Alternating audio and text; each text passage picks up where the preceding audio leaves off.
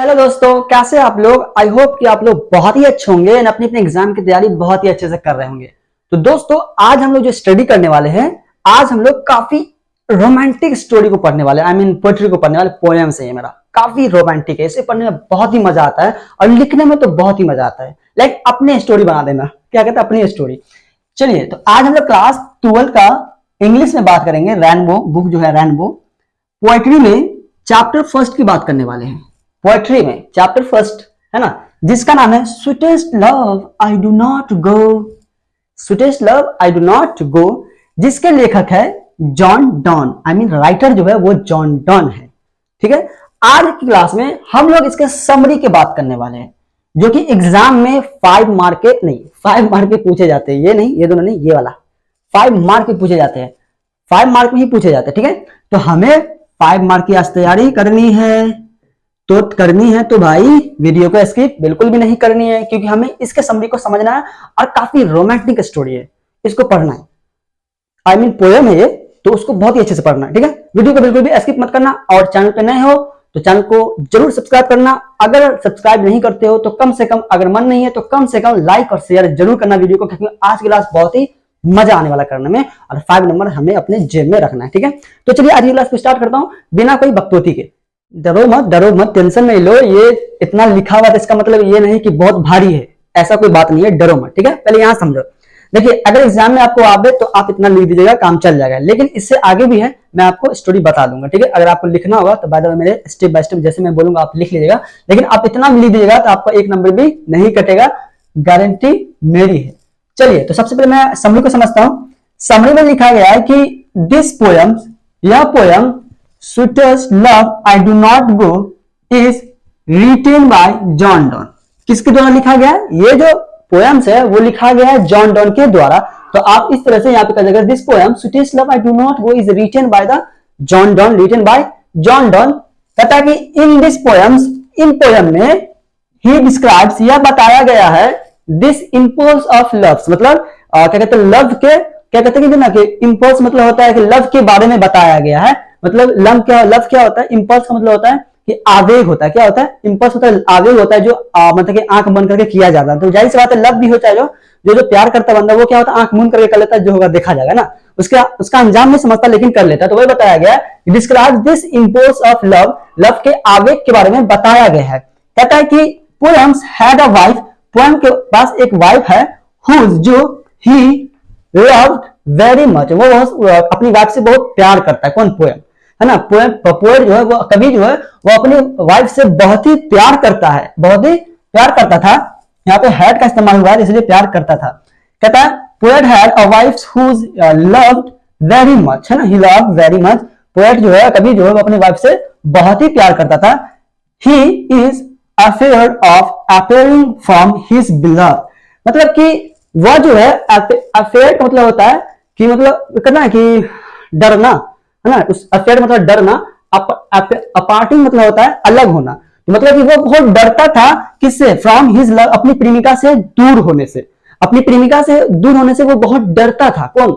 कवि बहुत ही डरते थे अपनी, क्या कहते हैं, प्रेमिका से दूर होने से। कहता कि वंस, एक बार पोएट टोल्ड हिज बिलव्ड, अपनी प्रेमिका से कहते हैं, एक बार पोएट अपनी प्रेमिका से कहते हैं कि dear I want to go somewhere, अगर मैं कहीं मतलब जाना पड़े, अगर मुझे कहीं जाना पड़े, फार मतलब बहुत दूर, कहीं मुझे बहुत दूर जाना पड़े, एंड फील आई लोनलीज, मैं अकेला फील करूंगा, है ना, मैं अकेला फील करता हूं अगर मुझे कहीं जाना पड़े। कहता है कि because if in the future, कहता है कि भविष्य में कभी भी, एनी टाइम्स, कभी भी, क्या कहते हैं, फ्यूचर में कभी भी, है ना, इट हैपेंस, ऐसा हो सकता है कि मुझे आपको छोड़ के जाना पड़े, है ना, मुझे अकेला फील हो सकता है ना, मैं अकेला फील महसूस करूं, तो कभी ऐसा हो सकता है फ्यूचर में ऐसा कभी हो सके, मैं आपको छोड़ के जाना पड़े। दैट, जो I have to live without you, मुझे आपके बिना रहना पड़ जाए, है ना, रहना पड़े आपके बिना, कहीं मुझे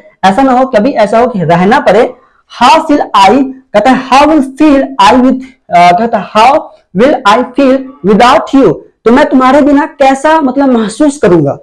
कभी कहते हैं, अगर कभी बाय द वे इत्तेफाक मुझे दूर जाना पड़े, तुमसे अलग होना पड़े, तो मैं तुम्हारे बिना कैसे महसूस करूंगा, कैसा फील करूंगा। कहता है ही सेज हिज बिलव, वो अपनी प्रेमिका से कहते हैं नॉट टू बोम, not to bemoan nor weeping, है ना, डरो मत और रो मत। वो अपनी प्रेमिका से कहते हैं कि तुम डरो मत और ना रो, है ना, रो मत, बिकॉज ऐसा कभी नहीं होगा, because he will come back again, अगर ऐसा हुआ तो मैं तुम्हारी जिंदगी में, come back in her life, मैं तुम्हारी जिंदगी में फिर से, उसकी जिंदगी में फिर से आ जाऊंगा वापस, फिर से अगर ऐसा हुआ कि मुझे जुदा होना पड़े, अलग होना पड़े, तो मैं आपकी जिंदगी में फिर से आ जाऊंगा ना, बैक फिर से आ जाऊंगा, as the sun set, as the sun set in the evening, जैसे शाम में सूरज डूबती है, and rise in the morning, जैसे शाम में सूरज डूब जाती है और सुबह में जैसे उग जाती है, वैसे ही मैं आपकी लाइफ में जैसे मैं दूर जाऊंगा तो मैं फिर से वापस आ जाऊंगा, जैसे शाम को सूरज ढलती है, शाम को जाऊंगा और सुबह में मैं फिर से आपकी जिंदगी में आ जाऊंगा। कभी इस तरह कहना चाहते हैं अपनी प्रेमिका से, अपने बिलव से कहना चाहते हैं। ही सेज हिज बिलव, वो अपनी प्रेमिका से कहते हैं कहते हैं कि इट डज नॉट मीन, मेरे कहने का मतलब ये नहीं है कि I feel boring with you, मैं तुम्हारे साथ मतलब बोरिंग फील करता हूँ ना, बहुत ही अजीब सा महसूस करता हूँ। इसका मतलब ये नहीं कि मैं तुम्हें छोड़ के जा रहा हूँ, ऐसा बोल रहा हूँ तो तुम समझना कि मैं तुमसे बोरिंग फील करता हूँ इसलिए मैं आपको ऐसा बोल रहा हूँ, मैं जा रहा हूँ, ऐसा कह रहा हूँ। तुम ऐसा मतलब मेरा मतलब ऐसा, मेरा बिल्कुल भी ऐसा मतलब नहीं है कि मैं आपको छोड़ के जा रहा हूँ, और या आई डोंट लाइक यू, या मैं आपको पसंद नहीं करता हूँ, ऐसा बिल्कुल भी नहीं है। बस मैं लाइक ऐसे ही बोल रहा होता ना, जैसे दो प्रेमी होती है, दो लवर जो होते हैं, तो बीच में से बात होता है, जानू मैं आपसे अगर दूर चला जाऊं तो आप क्या करिएगा, कुछ है ऐसा कुछ अगर बात, वैसे ये दोनों भी क्या कर रहे हैं, बात कर रहे हैं, ठीक है। कभी जो है वो इस तरह से अपनी प्रेमिका से बात कर रहे हैं।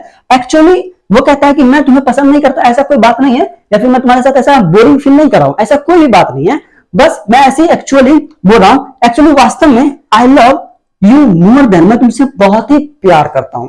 कभी कहते हैं मैं तुमसे बहुत ही प्यार करता हूं, और इससे आगे अगर आपको समझना है तो देखिए समझाता हूं क्या कहता है। कभी कहते हैं मैं तुमसे बहुत ही प्यार करता हूं, actually I love more than I so in absence please don't weep, और ये मेरा स्वभाव है, प्लीज रो मत, बिकॉज इफ यू वीप, कहता है कि आई सो, इससे देन से जब आगे है कहता है आई so in my absence please don't weep, तुम रो मत, बिकॉज इफ यू वीप, अगर तुम रोती हो, and you tries, and you trees, मतलब बोला ट्रीज, ऐसे बोला